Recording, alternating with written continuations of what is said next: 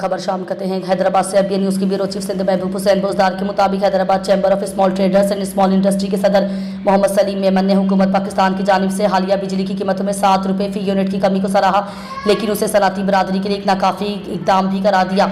उन्होंने कहा कि 2022 में जब यह हुकूमत बरसर पे इक़्तिदार आई तो सनअती बिजली की औसत कीमत 18 रुपये फी यूनिट थी, जिसे बतदरीज बढ़ाते हुए अप्रैल 2025 में 48 रुपये फी यूनिट तक पहुंचा दिया गया।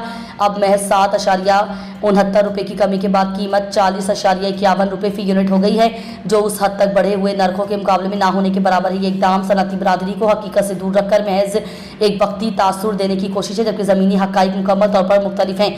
उन्होंने कहा कि हकीकत यह है कि गुज़िश्ता 3 बरसों के दौरान हज़ारों सनअतें शदीद बहरान का शिकार हुई हैं। सरकारी और गैर सरकारी रिपोर्ट्स के मुताबिक मार्च 2022 से लेकर अब तक पाकिस्तान भर में 1600 से ज़ायद छोटी और दरमियानी दर्जे की सनअतें मुकम्मल तौर पर बंद हो चुकी हैं या उन्होंने अपनी पैदावार इंतहाई महदूद कर दी है। दर्जनों बड़ी सनअतें बेहतर माहौल, सस्ती तवानाई और पायदार पॉलिसियों की तलाश में बांग्लादेश, मुत्तहिदा अरब इमारात और वियतनाम जैसे ममालिक मुंतकिल हो चुकी हैं। हम अफसोस के साथ कहना चाहते हैं कि वियतनाम, जिसने कई दिहाइयों तक आलमी ताकतों के साथ जंग की और शदीद तबाही का सामना किया, आज एक ऐसी मुस्तहकम मईशत बन चुका है जो बरामदात, सनअत और सरमायाकारी के मैदान में पाकिस्तान से कहीं आगे निकल चुका है। उन्होंने कहा कि इस संगीन सनअती बहरान की बुनियादी वजह बिजली की बुलंद कीमतें हैं, जिनका ताल्लुक महंगे और नाकाबिल बर्दाश्त मुआहिदों से है, जो मुख्तलिफ निजी बिजली घरों IPPs के साथ किए गए।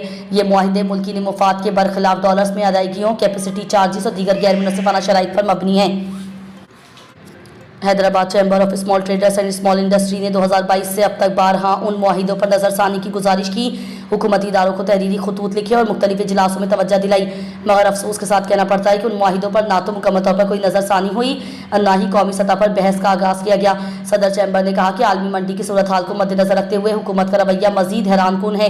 2022 में जब आलमी मार्केट में खाम तेल की कीमत $116 फी बैरल थी, तब भी पाकिस्तान में बिजली की कीमत निस्बतन कम थी। आज अप्रैल 2025 में खाम तेल की कीमत $62 फी बैरल पर आ चुकी है, जो कि तकरीबन निफ्स है। उसके बावजूद हुकूमत ने बिजली की कीमतों में नुमाया कमी नहीं की, बल्कि उनमें मुसलसल इजाफा होता रहा, जिससे ये वाज़ेह होता है कि हुकूमत की पॉलिसियों में शफाफियत का फुकदान है और इसमें सनअत को रिलीफ देने का कोई हकीकी इरादा शामिल नहीं है।